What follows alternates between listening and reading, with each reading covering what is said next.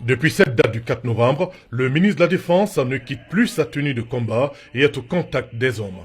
L'échelon politique ayant fixé les grandes orientations, l'échelon stratégique planifie et coordonne l'action des forces en organisant les actions préventives et offensives.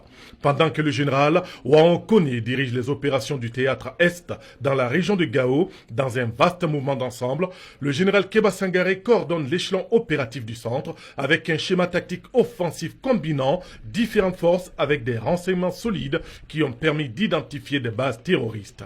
Des informations bien exploitées qui ont permis à l'armée de l'air d'entrer en action à travers des frappes millimétrées avant que les troupes au sol ne fassent un ratissage couronné de succès. En l'espace de 2 semaines, ce sont 3 bases terroristes qui ont ainsi été détruites dans le centre du pays sans aucune perte du côté des forces régulières.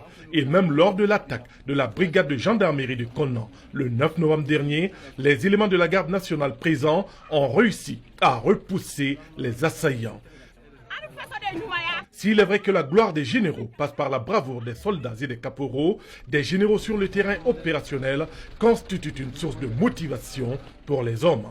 En privant les groupes terroristes de leur source de ravitaillement et en détruisant leurs bases arrières, les forces armées maliennes procèdent à leur étouffement. Et avec les prisonniers faits, ils disposent d'une mine précieuse d'informations. À l'appel du Mali et du chef suprême des armées, les FAMA avancent désormais en rang serré et avec une détermination sans faille.